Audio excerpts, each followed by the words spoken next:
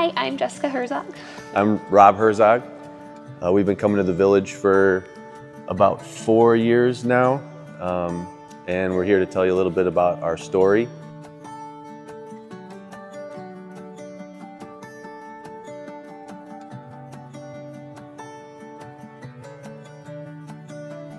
Our third son, has a rare disorder that currently does not have a cure, and he is part of how we came to know God and how we found our faith.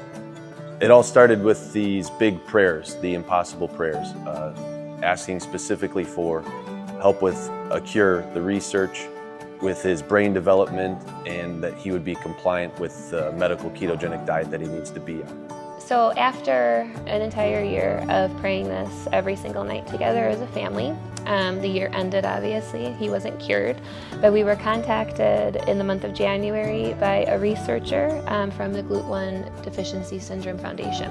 So fast forward to about March, February, and we get on a Zoom call with this Dr. Vonani is his name, and he's talking about supplying samples and labs and DNA swabs or skin biopsies, and we're just like, whoa, this is kind of a lot. He's asking our kids, the siblings, to also provide for the research, and we're like, okay, we'll talk about it with them. And in that conversation, he said it was because, all of that research should be going towards curing gluten-1. So we were just overjoyed, and we felt God's presence right there saying, it's okay, wait on me, and I'm going to take care of you. In the month of March, we were given a couple of dates that we would be able to meet with these doctors, thinking we were going to Chicago. No, they're in New York City.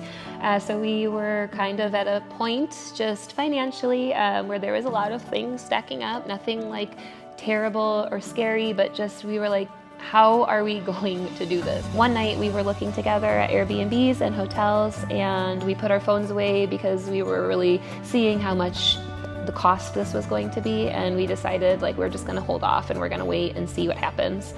And it was at that moment that our 11-year-old son Parker walked in, and he's like, Mom, Dad, why are you worrying? God's going to provide.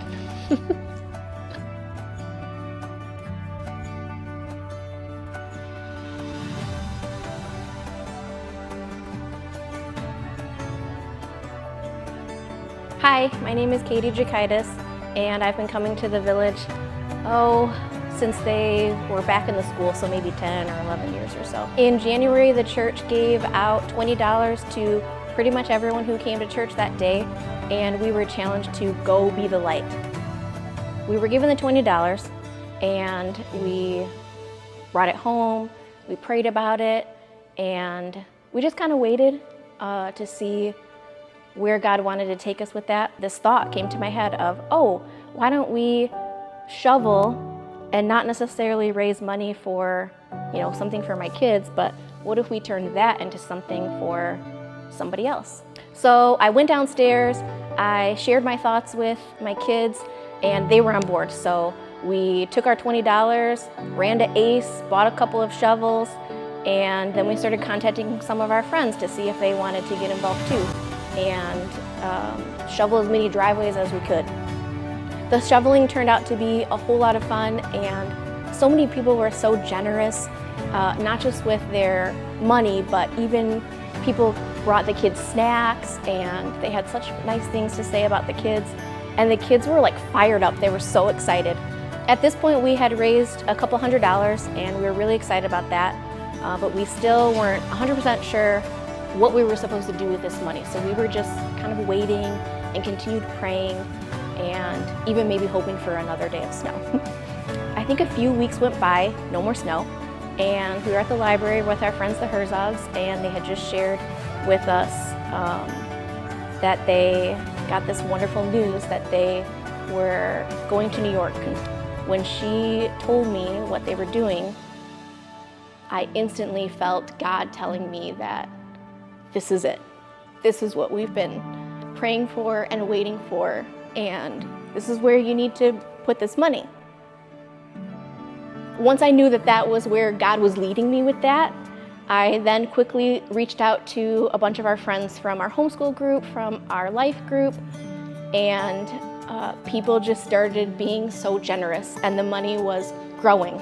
We had donations from our friends, like I said, and then some other people who matched those donations, and I think we came up with somewhere around $4,000.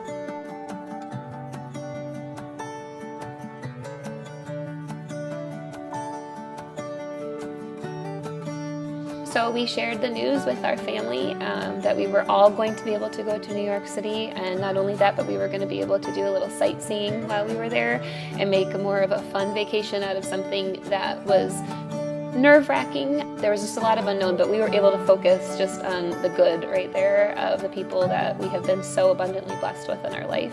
Being able to leave and go to New York City and meet with this answered prayer team of researchers who are currently fighting or searching for a cure for him, and knowing that we had an entire team of angels in human form surrounding our family, covering us in prayer, and being there to lift us up. It was just such a feeling of peace when we got there. There was so much to be thankful for and so much to be grateful for, and we definitely felt like our group of friends were being the true hands and feet of Jesus. And while we were there, we were able to meet with these researchers that we've only heard of by name and talked to on the phone. They gave us a tour of the entire lab. That's where we found out in September they did find a cure. They haven't even published it in any medical data yet, or in any journals that they will be working on. One of our biggest fears going in was that we were hoping we'd be back in 2 weeks for a cure. And we found out that this could be a process. They have to go through safety testing, FDA hurdles to reach. They have to test on healthy adults, and then it'll be ready for kids. And the interesting part of all this was the Sunday message before we left was about the paralyzed man who was carried on a mat by his friends to see Jesus, and they couldn't get through the crowd. They had to lower him through the ceiling, and then he was cured and told, pick up your mat and walk. And what isn't mentioned in that story is how far that they had to carry this man. And what we realized on this trip is this may be one more hill, but we do see an end. This wasn't our pick up your mat and walk, but it is almost there.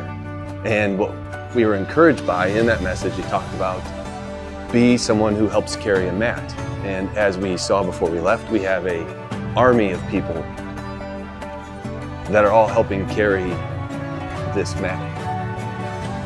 And it's just a matter of taking one step at a time.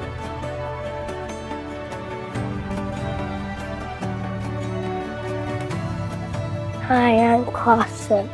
And Carson's going to close us in prayer today. Dear God, thank you for all the doctors in New York and this church. Amen. Amen. Amen.